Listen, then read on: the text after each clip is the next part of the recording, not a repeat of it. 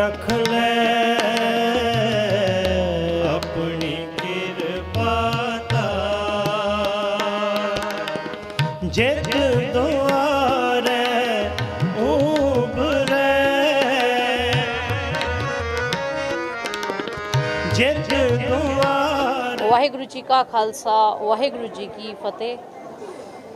मैं अनुराधा भार्गव श्री गुरु तेग बहादुर ब्रिगेड की सेवादार, जो कि आज अमृतसर दरबार साहब, जो कि बहुत ही पवित्र स्थान है, जो धरती का स्वर्ग माना जाता है, आज वहाँ आई और यहाँ पर आकर मैं नतमस्तक हुई सिर्फ विश्व की शांति के लिए।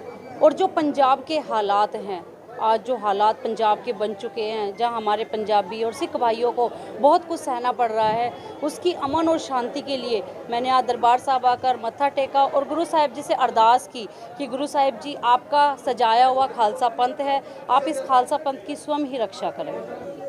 क्या लगता है, क्या समझते हैं जो पंजाब के इस समय हालात हो रहे हैं और लोगों के मन में एक डर बना हुआ है पुलिस की ओर से, क्या कहना चाहोगे इसका? देखिए, अगर सरकार सिख समाज के अधिकारों को और उनके जो अपने अधिकार जिसके लिए उन्होंने 87% कुर्बानियाँ भी दी है, अगर उन अधिकारों को समझते हुए अगर सिख कौम के लिए सरकार आगे आए, तो ऐसा मुझे नहीं लगता कि कोई भी समाज जो है वो बागी होने पर उतारू होगा।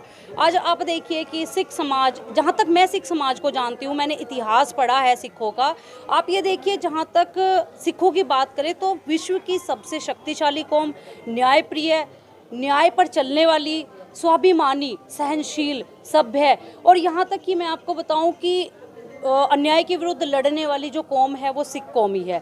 लेकिन आज आप देखिए कि सरकारों के द्वारा इनके ऊपर कितने सारे अत्याचार किए जाते हैं। हालांकि सरकार को जो वादे किए गए थे वो वादे पूरे कभी नहीं किए गए। उसका आज आप कारण देख सकते हैं कि बार बार जो ये मोर्चे लगाए जाते हैं, बार बार जो संघर्ष किया जाता है। आज आप देखिए पंजाब में भी जैसा अमृतपाल वीर जो है वो भी इसी कड़ी का एक हिस्सा है।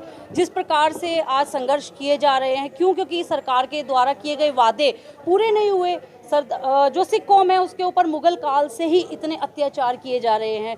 आप ये देखिए कि आज जो वादे किए गए थे वो नहीं पूरे हुए। तो कहीं ना कहीं मैं सरकार से भी अपील करना चाहूँगी, प्रशासन से भी, कि आप सिख नौजवानों के साथ ऐसा दुर्व्यवहार ना करें जो कि 90 के शतक को याद दिला दे। ऐसा ना हो कि फिर कोई बड़ा मोर्चा लगाया जाए और फिर कुछ ना कुछ नुकसान वो हो सकता है। तो सरकार से मेरी यही अपील है कि आप समय रहते जो हमारे पंजाबी भाई हैं, सिख भाई हैं, उनके भाईचारा को कायम रखें। और खासकर केंद्र सरकार को और पंजाब सरकार को मैं अपील करना चाहती हूँ कि आप एक बार ठंडे दिमाग से आप पंजाब की गतिविधियों को देखिए। पंजाब के मसलों पर आपको विचार करने की ज़रूरत है। आप सलाहकार की बात ना सुनकर पंजाब के हालात को काबू करने की सोचें, ताकि इस पंजाब में अमन और शांति का एक व्यवस्था देखी जा सके। और देखिए, जो पुराने समय के जो आपके द्वारा किए गए वादे, उन वादों को भी कहीं ना कहीं आपको टटोलने का फ़र्ज बनता है और दोबारा से मेरे सिख समाज को आपको गले लगाने का फ़र्ज बनता है, ताकि दूरियां ना बढ़ाई जा सके और कहीं ना कहीं सरदार कौम के साथ नज़दीकियां बढ़ा के इस देश को, एक भारतवर्ष को, एक सोने की चिड़िया दोबारा से बनाया जा सके। क्योंकि जहाँ तक मेरा मानना है कि भारतवर्ष के लिए सिख कौम रीढ़ की हड्डी है। अगर आज सिख कौम नहीं है तो भारतवर्ष में हम खुशहाली, उन्नति नहीं देख सकते। क्योंकि सिख कौम ने बहुत कुर्बानियां दी हैं। जहां अन्याय हुआ है वहां अन्याय के विरुद्ध लड़ाई भी लड़ी है। तो आज भारत सरकार से भी मेरी यही अपील है कि दोबारा आप इन मसलों पर बात कीजिए। यदि पंजाब के मसले की हम बात करें, पानी का पैसा नहीं दिया जाता, जब भी किसी राज्य से कोई सेवाएं ली जाती है तो रिवेन्यू दिया जाता है। लेकिन अगर बात करें पंजाब की, तो पंजाब के लोगों को एक अलग ही नागरिक का दर्जा दिया जाता है। उनके लिए कानून भी समान नहीं होता। आज आप सिंह बंदियों की रिहाई को लेकर देख लीजिए कि सिंह बंदियों की रिहाई के लिए मोर्चे लगाए गए। हालांकि उन मोर्चों की कोई आवश्यकता नहीं है, क्योंकि संविधान के अनुसार अगर देखा जाए तो सिंह बंदियों की सजाएं पूरी हो चुकी है। और असंवैधानिक तौर पर अगर वो उनको जेलों में रख रहे हैं तो ये कहीं ना कहीं संविधान की धज्जियां उड़ाने का कार्य करता है।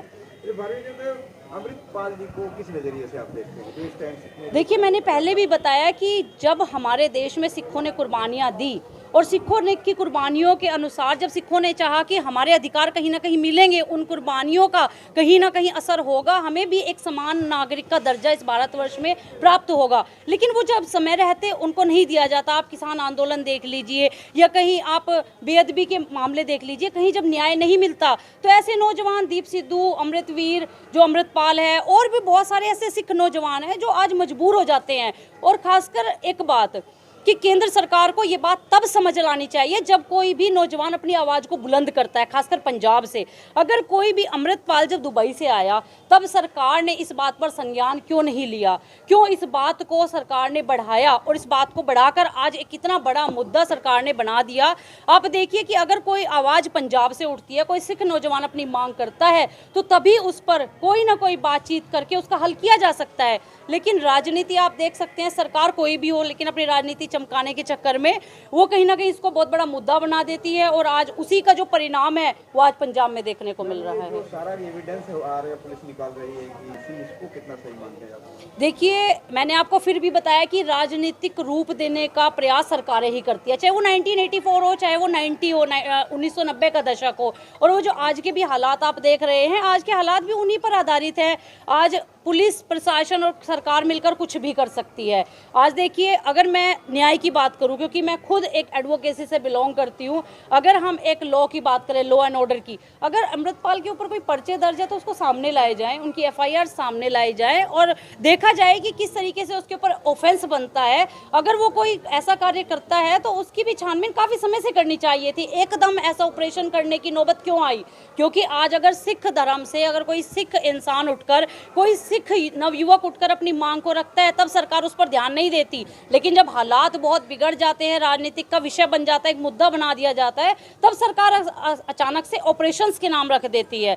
तो यही एक कारण है आज जो हमारे पंजाब के हालात बिगड़ रहे हैं। देखिए, सत्कार योग गुरु ग्रंथ साहिब जी वो सबकी रक्षा करते हैं और वो सबके ही पिता है। वो एक अमृतपाल के नहीं, एक सिखों के नहीं, मैं सनातन से हूँ, वो हमारे भी गुरु हैं, हम तो विश्व गुरु मानते हैं उनको। आज मैं कहती हूँ कलयुग में अगर आज अपना बेड़ा पार हो सकता है, अगर देश में शांति हो सकती है, विश्व शांति हो सकती है, वो गुरु ग्रंथ साहिब जी के कारण ही हो सकती है। अगर कोई गुरु ग्रंथ साहिब जी की शरण में आता है तो वो अपने जीवन सफल बना सकता है। तो गुरु ग्रंथ साहिब जी तो सबके ही हैं, वो अमृतपाल के या किसी सिख बिरादरी के अलग नहीं है। अगर वहाँ पर वो गुरु ग्रंथ साहिब जी लेकर जा रहे हैं तो उनका पर्सनल मामला था, उनकी अपनी सोच थी। अगर पहले युद्ध होते थे, आप देखिए कि सारागढ़ी का युद्ध हुआ या जितने भी युद्ध हुए वहाँ पर, हालांकि सिख रेजिमेंट भी अगर कोई लड़ाई भी लड़ती है तो गुरु साहिब जी का स्वरूप वहाँ ले जाया जाता है। जंग में नहीं ले जाते थे जी, उनको मर्यादा से उनको जी उनका हुक्म मानकर जी बिल्कुल हुक्म मानकर उनको नतमस्तक होते थे। लेकिन अगर अमृतपाल वहाँ लेकर गया तो उसकी व्यक्तिगत सोच है और गुरु ग्रंथ साहिब जी तो सबके ही हैं, वो कोई अमृतपाल के नहीं है।